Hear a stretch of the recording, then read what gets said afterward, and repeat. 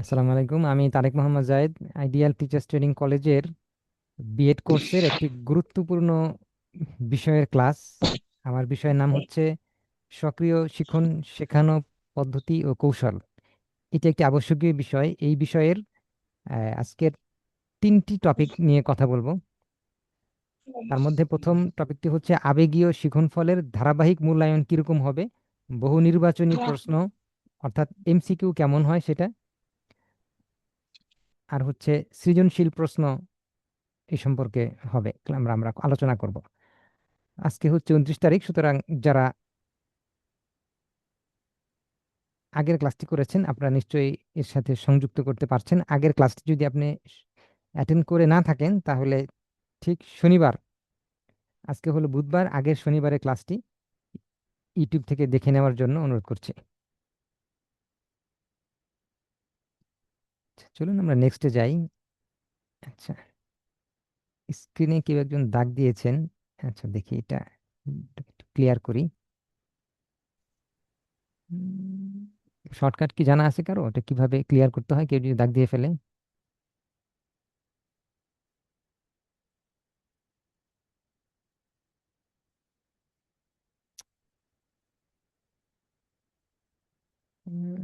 Disable করে দিলাম। আচ্ছা, এটাকে ডিসেবল করলাম। আর হচ্ছে enable annotation for others, spotlight, pulse, background rooms, transcript.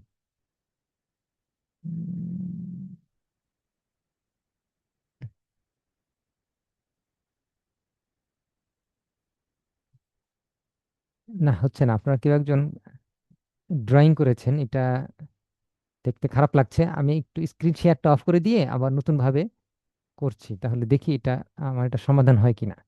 আচ্ছা।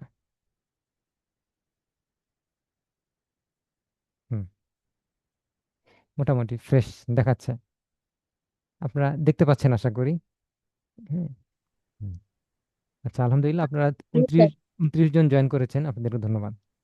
তাহলে আমি আবার আগের স্লাইডের সাথে আপনাদেরকে একটু কানেকশন করে দেই। সেটা হচ্ছে আবেগীয় শিক্ষণফলের ধারাবাহিক মূল্যায়ন কেমন হবে।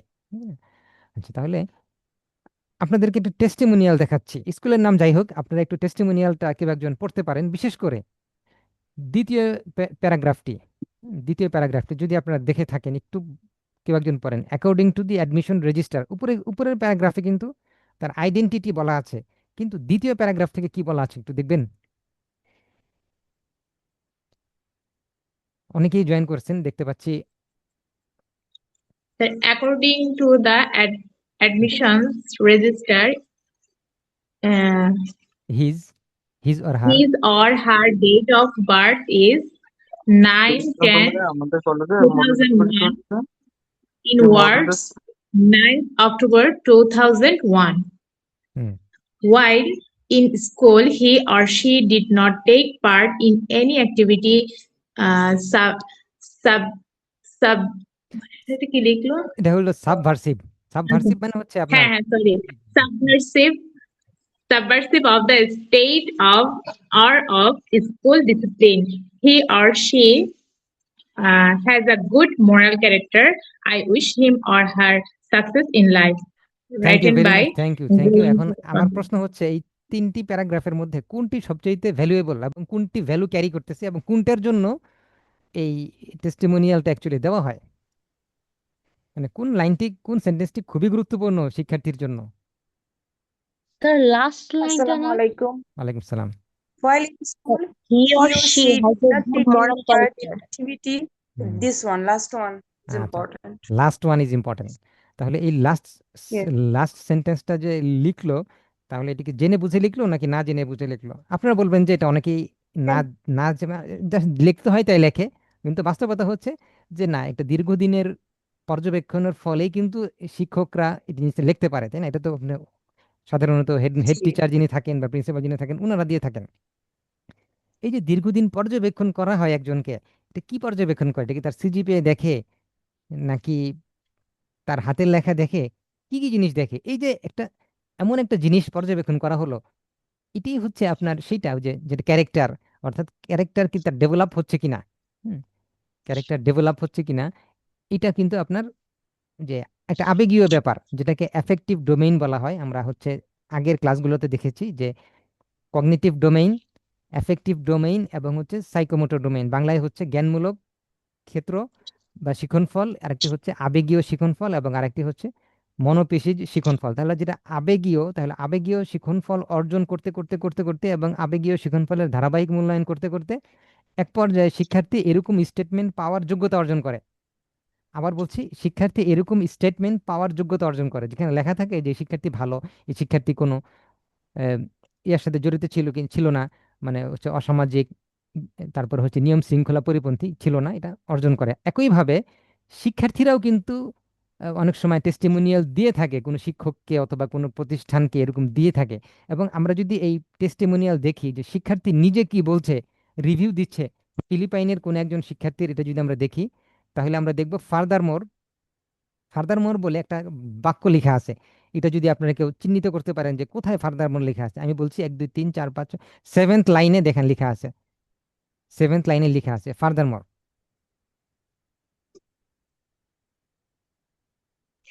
জি স্যার, পেয়েছি। একটু বলেন দেখি কেউ একজন। জি পেয়েছি।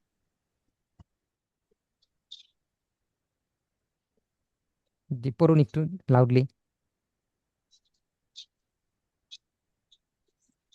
Furthermore, Furthermore, I I have have gained gained long friendships with fellow students and staff, which I am very grateful for. This school is where learning has no boundaries. তাহলে আমরা দেখতে পাচ্ছি যে, Great.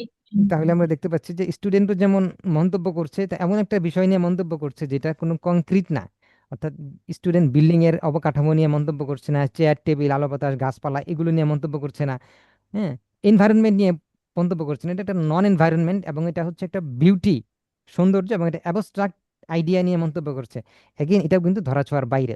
আচ্ছা, এখন শিক্ষার্থী কিন্তু দীর্ঘদিনের পর্যবেক্ষণের ফলে এরকম করে থাকে। আচ্ছা, এখন প্রশ্ন হচ্ছে, আমাদের শিক্ষা নীতি আমরা এতদিন ধরে লাগাতারভাবে বিভিন্ন ইয়া জুড়ে পড়েছি যে আবেগীয় শিখন ফল থাকতে হবে এবং আবেগীয় শিখন ফলেরও ধারাবাহিক মূল্যায়ন হবে, যেমনটা জ্ঞানমূলকের ধারাবাহিক মূল্যায়ন হয়। ধারাবাহিক মূল্যায়নের মধ্যে কি কি অংশ থাকে আমরা দেখেছি যে সেখানে যে শ্রেণী ক্লাস টেস্ট থাকে, তারপরে হচ্ছে বিভিন্ন কার্যকলাপ থাকে, হ্যাঁ, যে টেস্ট থাকে, এটা সেটা বিভিন্ন কিছু থাকে। তাহলে ধারাবাহিক মূল্যায়নটা কিভাবে হবে? পর্যবেক্ষণটা হচ্ছে অন্যতম একটা কৌশল। শিক্ষক নিয়মিত শিক্ষার্থীর আচরণ লক্ষ্য করেন, যেমন একজন শিক্ষার্থী সহপাঠীকে সাহায্য করে কিনা, নিয়ম মেনে চলে কিনা, এই সমস্ত হলো দেখার বিষয় আছে। আচ্ছা, ধরেন এগুলো দেখলো এবং এটা চেক লিস্ট বা রেটিংও করতে পারে। রেটিং মানে কি? ধরেন টিক দিয়ে বলা, যেমন ধরুন এখানে আমি একটা এক্সাম্পল দিচ্ছি যে সহযোগিতা, নির্দিষ্ট সূচকের ভিত্তিতে নম্বর বা গ্রেড দেওয়া। যেমন হচ্ছে সূচক, সহযোগিতা করে কিনা এটা হলো সব সময়।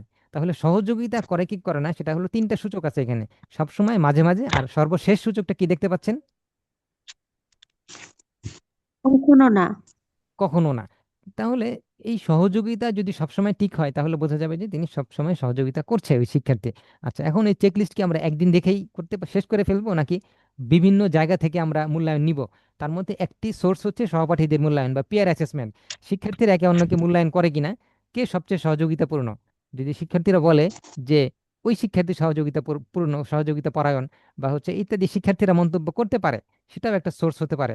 আবার আত্মমূল্যায়ন হতে পারে, অর্থাৎ শিক্ষার্থীরা নিজেরাই নিজেদের মূল্যায়ন করতে পারে। আমি একজন আজকে কাজ কারো কারো সাহায্য করেছি কি করিনি।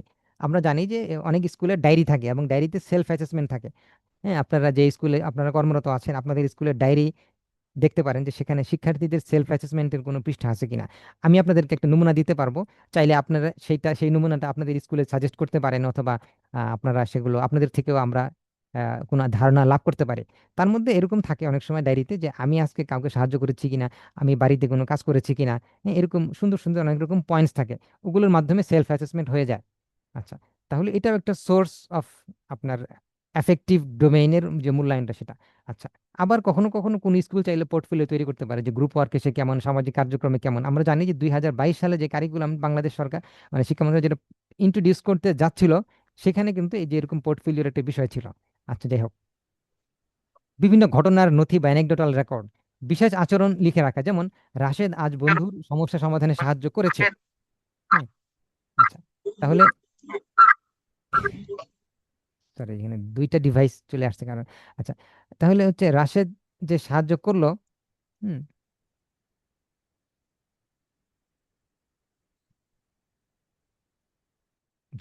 Thank you. রাশেদ আজ বন্ধুর সাহায্য করলো, এটা কোথায় লেখা থাকবে?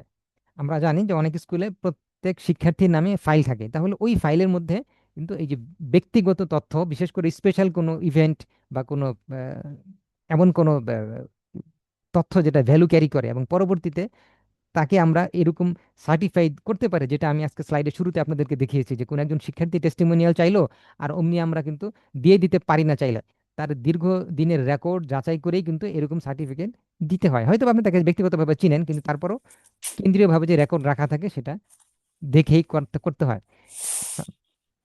এখন আমাদের শিক্ষাক্রমে যে বলা আছে যে আবেগীয় শিখন ফলেরও ধারাবাহিক মূল্যায়ন করতে হবে, সেই ধারাবাহিক মূল্যায়নগুলো কিভাবে করতে হয় সেগুলো আমরা দেখলাম, এবং কোন কোন সোর্স থেকে তথ্য পাওয়া যায়, কিভাবে সেটা রেকর্ড রাখা যায় সেটা আমরা দেখলাম। এটা কি বাংলাদেশেই আছে নাকি এর পৃথিবীর অন্যান্য দেশেও এরকম আছে?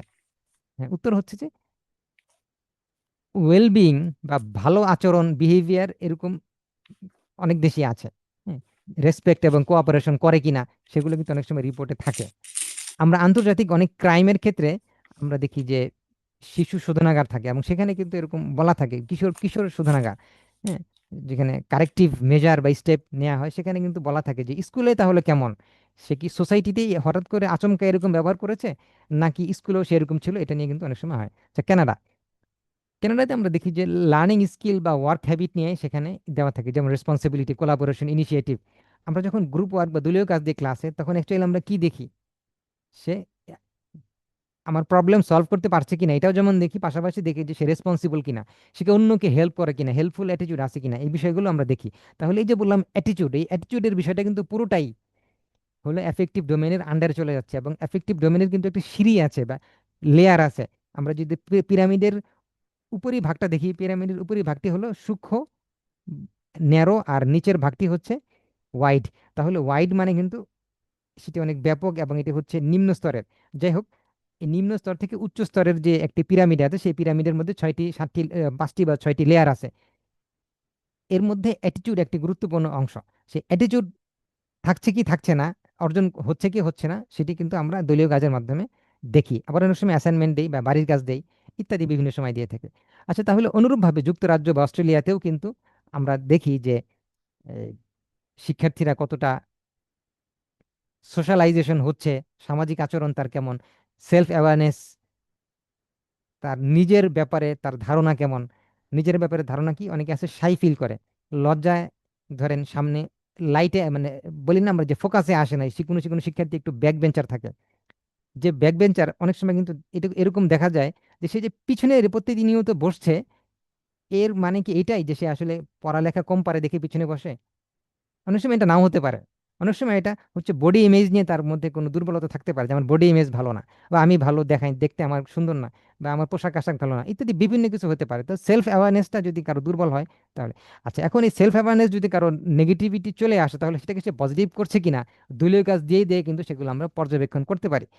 এগুলোই হচ্ছে আপনার এই পরবর্তীতে টেস্টিমোনিয়াল পেতে একজনকে সাহায্য করে। আচ্ছা, আমরা প্রতি মাসে একবার মূল্যায়ন করতে পারি, যেমন শৃঙ্খলা, সহযোগিতা, দায়িত্ববোধ, এগুলো আমরা কোথাও লিখে রাখতে পারি, বা ক্লাসরুম পর্যবেক্ষণে আমরা লিখে রাখতে পারি। হ্যাঁ, তারপরে হচ্ছে আহ, তারপরে হচ্ছে যে গ্রুপ ওয়ার্ক দিয়ে আমরা এটা করতে পারি। হ্যাঁ, এগুলো অনেক স্কুলে প্র্যাকটিস হচ্ছে, এবং আমাদের শিক্ষাক্রমের ব্যাখ্যায় এরকম বলা আছে, সাজেশন দেয়া আছে। আচ্ছা, আত্মমূল্যায়নমূলক ফর্ম, যেটা আমি বলেছি অনেক স্কুলের ডায়েরিতে থাকে, অভিভাবক সংযোগ, অভিভাবকের আমরা নিতে পারি, তাদের কাছ থেকে হেল্প নিতে পারি, যেটা আমাদের আগের নতুন কারিকুলাম এটা ছিল। আচ্ছা, ধর্মীয় নৈতিক শিক্ষা সংযুক্ত করতে পারি। আচ্ছা, আবেগীয় শিক্ষণফলের ধারাবাহিক মূল্যায়ন, তার মানে হচ্ছে আমরা যেটা সার কথা বুঝতে পারলাম, যেটা হচ্ছে শুধু নম্বর দেওয়াই নয়, বরং আমরা তাকে এমন ফিডব্যাক দিব যেটা দিয়ে সে নিজেকে উন্নয়ন করতে পারে। হ্যাঁ, অর্থাৎ বলে না, ক্রমযোজিত একটা কথা বলে, অর্থাৎ ক্রমান্বয়ে সে যেন নিজেকে সামনে অ্যাডভান্স করতে পারে। আচ্ছা, আর একদিন দেখে সিদ্ধান্ত নেওয়ার কোনো প্রয়োজন নাই, ধারাবাহিক পর্যবেক্ষণ আবশ্যক। এজন্যই এই বয়সী বাচ্চাদেরকে কোনো একটা ঘটনা দেখেই সাথে সাথেই ডিসিশন নেওয়া যায় না। যে ও আচ্ছা, সে যেহেতু এরকম ঘটনা ঘটিয়েছে, সে যেহেতু এরকম আচরণ করেছে, সারা বছরই হয়তো বা এরকম থাকবে, এরকম নিশ্চিতভাবে বলা যায় না। আচ্ছা, তাহলে এতক্ষণ আমরা কি বিষয় নিয়ে কথা বললাম, কেউ একজন বলতে পারবেন যে এতক্ষণ আমরা যে বিষয়টা নিয়ে কথা বললাম সেটা অ্যাকচুয়ালি কি ছিল? সংক্ষেপে কেউ বলতে পারবেন?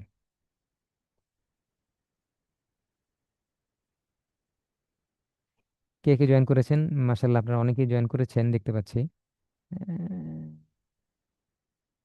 বিমল চন্দ্র সূত্রধর, হালিমা খাতুন আছেন। নতুন কে আছে দেখি? রোকসানা তাসনিম, আমার মনে হয় যে আপনি আগের ক্লাসগুলো করেছেন কিনা। ফাতেমা নামে একজন আছেন, হ্যাঁ, আপনি তো সবসময় শুধু বাংলায় একটা নাম লেখেন, রোল নাম্বার লিখলে ভালো হতো। Vivo V2310, হ্যাঁ, এই স্যার বা ম্যাডাম জানি না কে জয়েন করছেন, যদি আপনি এটি রিনেম করতেন। কে বলবেন দেখি এতক্ষণ আমরা কি বিষয় নিয়ে কথা বললাম? আচ্ছা, উত্তরটা আমি দিব না, আমি বলতে থাকি, যদি আপনারা কেউ পারেন তাহলে একটু বলবেন। আসসালামু আলাইকুম স্যার। ওয়ালাইকুম আসসালাম, ওয়ালাইকুম আসসালাম। শারমিন আক্তার, জি। স্যার এতক্ষণ, জি জি স্যার, আমরা এতক্ষণ আলোচনার বিষয় ছিল যে একটা স্টুডেন্ট কিংবা শিক্ষার্থীকে আমরা দীর্ঘদিন পর্যালোচনা করে তার ব্যাপারে আমরা একটা সিদ্ধান্ত জানাবো।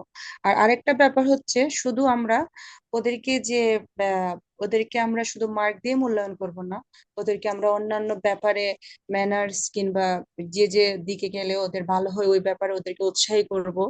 ওদের কি কি ভালো কাজ করতে করতে পারে, ওরা ওদেরকে জিজ্ঞেস করবো যে আজ কি কি ভালো কাজ করেছো, এরকম ওরা লিখতেও পারে, এটা একটা ইয়ে। আর হচ্ছে এই যে এই ব্যাপারগুলা পৃথিবীর বিভিন্ন দেশে এগুলা ফলো করা হয়, যেমন কানাডা, ফিনল্যান্ড, যুক্তরাষ্ট্র। ওরা এই ব্যাপারগুলো যেমন skill and work responsibility, collaboration, এই ওয়েলবিং এর ব্যাপারে ওরা বাচ্চাদের উৎসাহিত করে। এই ব্যাপারে আছে থ্যাংক ইউ এটুকু। Very much, A lot of thanks, আপনি খুব সুন্দর বলেছেন। আচ্ছা, কিন্তু এটার শিক্ষা বিজ্ঞানে, এডুকেশনে এটার নাম কি? জি এই প্রক্রিয়াটার নাম কি, কে বলতে পারবেন? অর্থাৎ আহ, শারমিন আক্তার যা যা বললেন, এটা একটা জি নাম স্যার। আছে, মানে এটাকে শিরোনাম কি দেওয়া যায় এই কাজের? স্যার আবেগীয় আচরণ। থ্যাংক ইউ, স্যার হ্যাঁ হ্যাঁ। Self assessment. আবেগীয়, আবেগীয় শিখন ফলের ধারাবাহিক মূল্যায়ন। জি স্যার, আবেগীয় শিকন ফলে ধারাবাহিক মূল্যায়ন। হ্যাঁ, রাইট। তাহলে আবেগীয় শিখন ফলের ধারাবাহিক মূল্যায়ন খুবই গুরুত্বপূর্ণ। এটা যেমন আমরা দীর্ঘদিন বিভিন্নভাবে পরীক্ষা নিরীক্ষা করে আমরা যেমন গ্রেডিং গ্রেডিং দেই, সিজিপিএ দেই, মার্কস দেই, জি একইভাবে আবেগীয় শিখন ফলের একটা মূল্যায়ন হতে পারে, যেটা আমরা হচ্ছে নাম্বার দিয়ে দিতে পারবো না, তবে হচ্ছে রেটিং করতে পারি, তাতে তার নোট রাখতে পারি। এতক্ষণ যা যা বললে অনেক ধন্যবাদ, আপনারা মনোযোগ দিয়ে শুনেছেন। যারা জি মিস করেছেন, একটু রেকর্ড যেহেতু হচ্ছে আবার একটু দেখে নেবেন, এটা খুবই গুরুত্বপূর্ণ, এটাকে ইগনোর করার কোনো সুযোগ নেই। ধন্যবাদ, আমরা দ্বিতীয় আলোচনায় চলে যাচ্ছি। দ্বিতীয় আলোচনায় চলে যাচ্ছি, তবে তার আগে আপনাদেরকে একটু দেখাচ্ছি যে এই যে আমাদের দ্বিতীয় আলোচনা, আবেগীয় শিখন ফলের ধারাবাহিক মূল্যায়ন, বহু নির্বাচনী প্রশ্ন, এবং এরপরে আসছে সৃজনশীল প্রশ্ন। আমরা দ্রুত ওই জায়গায় চলে যাচ্ছি যেখানে আজকে আমরা ইয়া করবো। এখানে হ্যাঁ, এমসিকিউ। এমসিকিউ পূর্ণ রূপ কি, কেউ বলতে পারবেন? এমসিকিউ এর পূর্ণ রূপ কি? Sir multiple choice question. Question, multiple choice question. Multiple choice question. উত্তর সঠিক, আপনাকে 100-তে 100 দেওয়া হলো, কংগ্রেচুলেশন। বহু নির্বাচনী প্রশ্ন বাংলায় 3 প্রকার। সাধারণ বহু নির্বাচনী প্রশ্ন, একটি প্রশ্ন থাকবে এবং 4টি অপশন দেওয়া থাকে নরমালি, একটি সঠিক উত্তর বেছে নিতে হবে। আচ্ছা, উদাহরণ, বাংলাদেশের জাতীয় ফল কোনটি? গোলাপ, শাপলা, সূর্যমুখী, জবা। বলা হলো যে শাপলা, তাহলে অনেকগুলো উত্তর থেকে একটিকে নির্বাচন করতে হবে, তাহলে বহু নির্বাচনী প্রশ্ন। আচ্ছা, এই ধরনের নির্বাচনী প্রশ্ন কি বলে? সাধারণ বহু নির্বাচনী প্রশ্ন। আরেক প্রকার কি আছে? বহুপদী সমাপ্তি সূচক বহু নির্বাচনী প্রশ্ন। ওরে বাপ রে বাপ, বহুপদী সমাপ্তি সূচক বহু নির্বাচনী প্রশ্ন। আপনারা কি পরীক্ষায় এগুলো লিখেন? এরকম প্রশ্ন আপনাদের করতে হয়? জি জি স্যার, করতে আচ্ছা, হয়। Good good. সায়েন্স, এটা সায়েন্সে এরকম প্রশ্ন থাকে অনেক আচ্ছা সময়। আচ্ছা আচ্ছা। নিচের কোনটি স্তন্যপায়ী প্রাণী? গরু, মাছ, মানুষ। তারপরে আবার আর এক ধাপ, ক খ গ ঘ। হ্যাঁ, তাহলে এগুলো হচ্ছে থাকতে হয়। আচ্ছা, বহুপদী সমাপ্তি সূচক বহু নির্বাচনী প্রশ্ন। আমরা যারা টিচার না, বা যারা এখন কোনো প্র্যাকটিশনার, মানে আমরা যারা প্র্যাকটিস করতেছি না, স্কুলে কর্মরত না, তারা এটা আমরা দেখতে পারি। তাহলে প্রথমটা হলো সাধারণ বহু নির্বাচনী, এরপরেরটি কি তাহলে?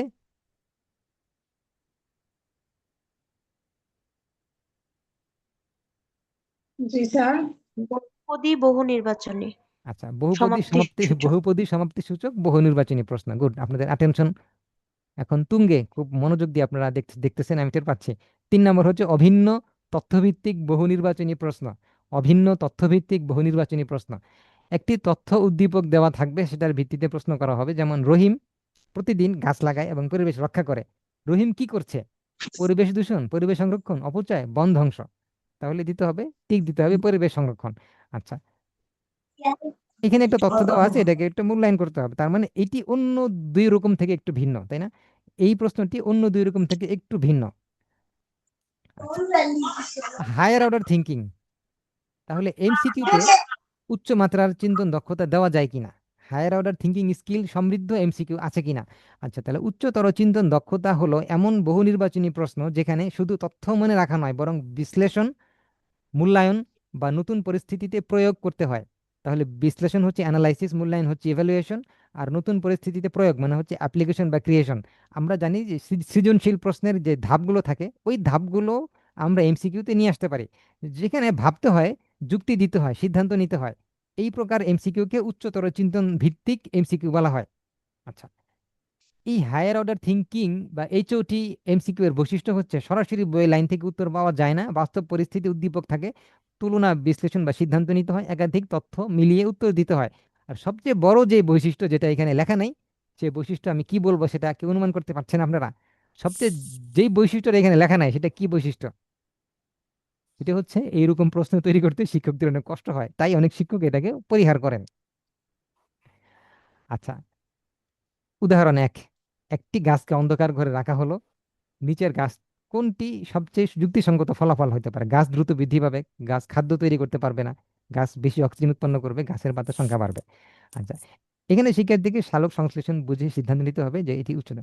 তাহলে বোঝা গেল যে এরকম প্রশ্ন করতে একটু সময় দিতে হয়, না হলে এরকম প্রশ্ন করা যায় না। আরেকটা প্রশ্ন, একজন দোকানি 10% লাভে পণ্য বিক্রি করে। যদি সে 100 টাকা কিনে, তাহলে 150 টাকায় বিক্রি করলে কি বোঝায়? সে ক্ষতিগ্রস্ত হয়েছে, না 10% লাভ করেছে, 50% লাভ করেছে, লাভ হয়নি। এখানে বুঝে, হিসাব বুঝে বিশ্লেষণ করে শিক্ষার্থীকে সিদ্ধান্ত নিতে হবে। তাহলে দেখতে পেলাম যে এটা একদম অর্ডিনারি এমসিকিউ না, বরং এটা হচ্ছে এইচওটি লেভেলের এমসিকিউ। এবং এই ধরনের প্রশ্নে শিক্ষার্থীকে মাথা খাটাতে হবে, এবং বোঝা যাবে এই এমসিকিউ দিয়ে আপনি বুঝতে পারবেন যে শিক্ষার্থী মানে এটা জ্ঞান অর্জন করেছে কিনা, নাকি আন্দাজে লিখতেছে। আচ্ছা, এটা আর একটা এক্সাম্পল, যে বাংলায় হতে পারে বা নৈতিক শিক্ষা যারা দিচ্ছেন এটা হতে পারে। যে রফিক পরীক্ষায় নকল করার সুযোগ পেয়েও নকল করেনি, রফিকের এই আচরণের সবচেয়ে উপযুক্ত ব্যাখ্যা কি? সে ভয় পেল না, অলস, সে শত নৈতিক নাকি সে কিছুই জানতো না। আচ্ছা, যাই হোক, সিকিউ, এমসিকিউ, এম বাদ দিলে হচ্ছে সিকিউ, তার মানে হচ্ছে ক্রিয়েটিভ কোয়েশ্চেন। যদিও এমসিকিউ মানে মাল্টিপল চয়েস কোয়েশ্চেন, আমরা অনেকে মনে করতে পারি যে এমসিকিউ মানে মাল্টিপল চয়েস কোয়েশ্চেন, তাহলে সিকিউ মানে হচ্ছে চয়েস কোয়েশ্চেন। না, সিকিউ দিয়ে ক্রিয়েটিভ বোঝায়। তাহলে সিকিউ হচ্ছে ক্রিয়েটিভ কোয়েশ্চেন। আচ্ছা, এই প্রসঙ্গে বলছি, যেটা আগেও আপনারা জানেন, আগে থেকে জানেন, সেটা হচ্ছে যে চিন্তন দক্ষতার 4টি স্তর আছে। ওই অ্যাকর্ডিং টু পিরামিড, ব্লুমস ট্যাক্সোনমির যে পিরামিড, 4টি স্তর না, ঠিক স্তর 6টি। কিন্তু বাংলাদেশে যে সৃজনশীল প্রশ্নের কথা আমরা বলছি, সেখানে 4টি স্তরের কথা বলা হচ্ছে। তাহলে এই লাইনটি হচ্ছে গুরুত্বপূর্ণ, হ্যাঁ, যে 4টি স্তর যে আমরা বলছি, এই 4টি স্তর দিয়ে এটা বোঝাচ্ছি না যে ব্লুমস ট্যাক্সোনমির কগনিটিভ ডোমেইনে 4টি স্তর না, কগনিটিভ ডোমেইনে মূলত 6টি স্তর, বাট আমরা প্রশ্ন করার সময় প্রয়োগ করতেছি 4টি স্তর: জ্ঞান, অনুধাবন, প্রয়োগ এবং উচ্চতর চিন্তন। এই উচ্চতর চিন্তনের মধ্যে আবার 2টি আছে। উচ্চতর চিন্তনের মধ্যে যদি আমরা বলি 3টি, তাহলে এই 3টির সমন্বয়ে হচ্ছে উচ্চতর চিন্তন দক্ষতা। সেই 3টি কি কি? এই 3টি হচ্ছে, 3টির 4 নম্বরটি হচ্ছে, 4 নম্বরটি কে বলতে পারবেন? অ্যানালাইসিস। আপনি কি স্ক্রিনে দেখতে পাচ্ছেন? আমি টাইপ করতেছি, আমি জি স্ক্রিনে। স্যার, দেখা যাচ্ছে। Good, very good. আচ্ছা, পঞ্চম, এটা হচ্ছে ইভ্যালুয়েশন। অ্যানালাইসিস এবং ইভ্যালুয়েশন, তাই না? এটা অ্যানালাইসিসের অর্থ কি, ইভ্যালুয়েশনের অর্থ কি?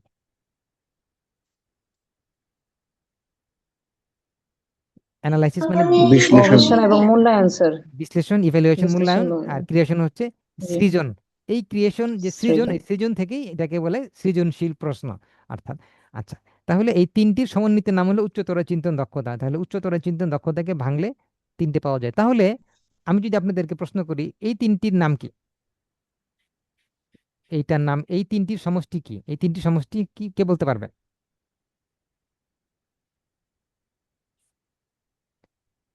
এল ও, তারপরে কি হবে?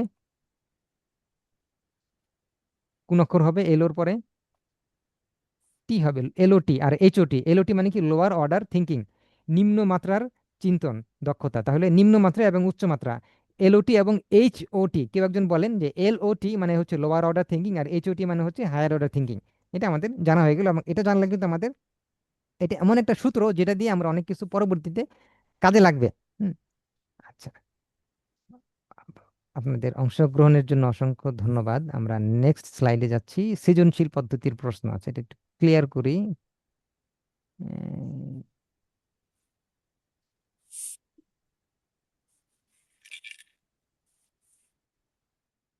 অল ক্লিয়ার কোথায়? ক্লিয়ার, ক্লিয়ার অল ড্রয়িংস, ওকে। হ্যাঁ, পেয়ে গেছি। তাহলে আমরা হচ্ছে নেক্সট স্লাইডে চলে আসলাম, সৃজনশীল পদ্ধতির প্রশ্ন। আচ্ছা, আমাদের শিক্ষা নীতিতে, নীতির আলোকে শিক্ষাক্রমে আমরা দেখতে পাই যে সাময়িক এবং পাবলিক পরীক্ষার প্রশ্নপত্রের প্রণয়ন এবং উত্তরপত্র মূল্যায়ন সৃজনশীল প্রশ্ন পদ্ধতি নির্দেশনা অনুসারে সংগঠিত হবে। সৃজনশীল প্রশ্ন পদ্ধতির প্রশ্নপত্রে দুই ধরনের প্রশ্ন থাকবে, একটি হচ্ছে বহুনির্বাচনী প্রশ্ন এবং অপরটি হচ্ছে সৃজনশীল প্রশ্ন। বহুনির্বাচনী প্রশ্নপত্রে তিন ধরনের বহুনির্বাচনী প্রশ্ন থাকবে, এগুলো হচ্ছে সাধারণ বহুনির্বাচনী প্রশ্ন, বহুপদী সমাপ্তি সূচক বহুনির্বাচনী প্রশ্ন, অভিন্ন তথ্যভিত্তিক বহুনির্বাচনী প্রশ্ন। বহুনির্বাচনী প্রশ্নপত্রে তিনজন দক্ষতা 4 স্তরের প্রশ্ন আনুপাতিক হারে থাকবে। সকল অধ্যায়কে পরীক্ষার আওতাভুক্ত করতে হবে। প্রশ্নপত্র প্রণয়নের পূর্বে নির্দেশক ছক তৈরি করতে হবে। আচ্ছা, সৃজনশীল প্রশ্নের কাঠামো, প্রতিটি সৃজনশীল প্রশ্নে একটি উদ্দীপক থাকবে এবং উদ্দীপকের সাথে 4টি প্রশ্ন থাকবে। 4টি প্রশ্ন 4টি দিয়ে চিন্তন দক্ষতা 4টি স্তর তথা জ্ঞান অনুধাবন প্রয়োগ এবং উচ্চতর চিন্তন দক্ষতা যাচাই করা হবে। নম্বর প্রদান নির্দেশিকা অনুসরণ করে উত্তরপত্র মূল্যায়ন করতে হবে। সৃজনশীল প্রশ্নে ধরুন একটি উদ্দীপক থাকে, এটি হচ্ছে স্কুল থেকে বিশ্ববিদ্যালয় পর্যন্ত 10 মিনিট, 15 মিনিট, 20 মিনিট এরকম বিভিন্ন মিনিট দেওয়া যায় উত্তর লেখার জন্য। আচ্ছা, এটা মিনিট বলতে আমরা প্রশ্নতে মিনিট উল্লেখ করি না, কিন্তু শিক্ষক যখন প্রশ্ন করবে তখন চিন্তা করবে যেটা কত মিনিটে লিখবে শিক্ষার্থী, সে ওইটা কিন্তু একটি মানে শিক্ষকের একটা বিবেচনায় থাকবে যে আমি যে প্রশ্ন করছি শিক্ষার্থী কি আসলে এটা শেষ করতে পারবে উত্তর লিখে। প্রয়োজনে এটা পাইলট টেস্ট করতে হবে এবং প্রশ্ন করে সরাসরি পরীক্ষায় না গিয়ে আপনি একটু টেস্ট করতে পারেন। হ্যাঁ, যে এমনভাবে টেস্ট করবেন যেন প্রশ্ন ফাঁস না হয়ে যায়, প্রয়োজনে একটু ঘুরিয়ে পিছিয়ে আবার দিতে হবে। আচ্ছা, এটা নিয়ে আমরা ইতিপূর্বে কথা বলেছি, এটা একটা কাঠামো দিলাম যে এইভাবে আমরা সৃজনশীল প্রশ্ন তৈরি করতে পারি। বিজ্ঞানে এরকম আমরা তৈরি করতে পারি, ক খ গ ঘ। আচ্ছা, দেখুন কয় একটি জ্ঞানমূলক করা হয়েছে, ক্ষয় একটু আপার লেভেল, গ আরেকটু কঠিন এবং ঘ যেটা সেটা কিন্তু আরেকটু কঠিন। এই যে আস্তে আস্তে ধাপে ধাপে মানে সহজ থেকে কঠিন, সহজ থেকে কঠিন, এটা একটু মেনটেন করতে হয়। আচ্ছা, এটা মেনটেন করার সূত্র কি? উদ্দীপক, জ্ঞান অনুধাবন প্রয়োগ এবং উচ্চতর চিন্তন দক্ষতা। আচ্ছা, তাহলে এতক্ষণ আমরা কি আলোচনা করলাম? সৃজনশীল নিয়ে আলোচনা করলাম। আচ্ছা, তো সৃজনশীল প্রশ্নে কয়টি অংশ থাকে কে বলতে পারবেন? 4টি অংশ থাকে। Very good, thank you, correct. আর এমসিকিউ কয় ধরনের হতে পারে? 3 ধরনের। তিন ধরনের। 3 ধরনের। পরে আবার বোনাস আরেকটা বলছি, পরে আবার বোনাস আরেকটা বলেছি, সেটা কি? Higher order thinking. হ্যাঁ, সেটাও কিন্তু এক ধরনের এমসিকিউ। তাহলে আমরা দেখতে পাচ্ছি যে আপাতত আজকে আমি 4 ধরনের এমসিকিউর কথা বলেছি, 4 ধরনের। আচ্ছা, উচ্চতর চিন্তন, এটা উচ্চতর চিন্তন বলতে কি মাটি থেকে অনেক উঁচু? উঁচু মানে কি? উচ্চতরটা কি এটা একটু কেউ বলতে পারবেন? ধরেন 30 সেকেন্ড বা 1 মিনিট সময় নিয়ে কেউ ব্যাখ্যা করতে পারবেন?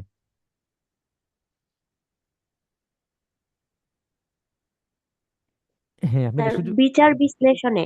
জি, না একটু বিস্তারিত বলেন দেখি, উচ্চতর চিন্তন বলতে কি বুঝি আমরা, একটু বিস্তারিত কেউ একজন বলেন। ধরেন 1 মিনিট সময় দিলাম আপনাকে, আপনি বলেন।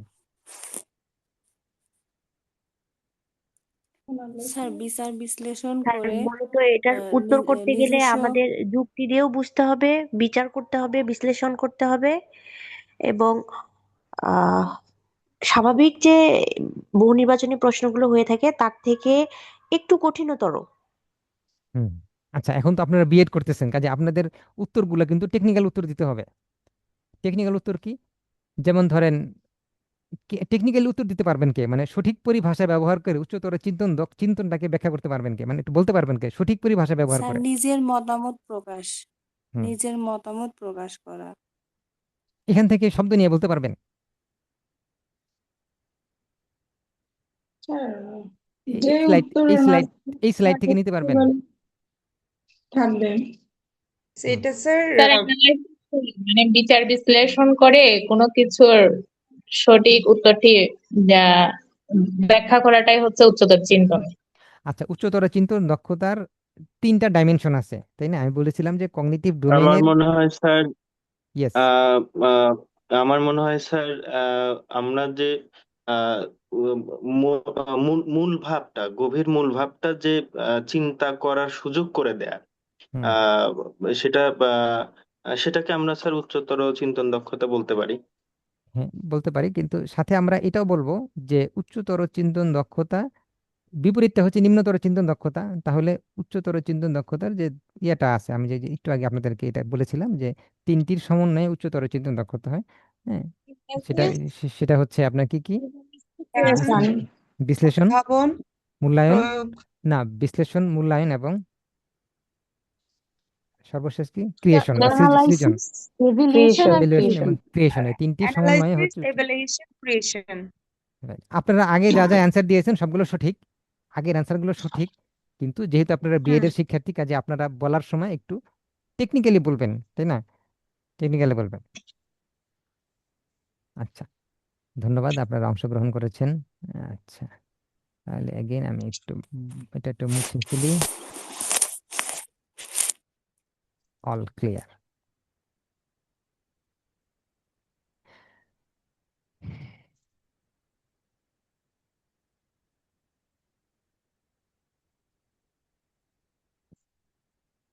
একটি, আপনারা যেই যেই বিষয়ের শিক্ষক, হুম, আপনারা তো বিভিন্ন জন বিভিন্ন বিষয়ে শিক্ষকতা করছেন, আপনারা যে যে বিষয়েরই শিক্ষক, আপনারা কি একটি বাড়ির কাজ দিতে পারবেন?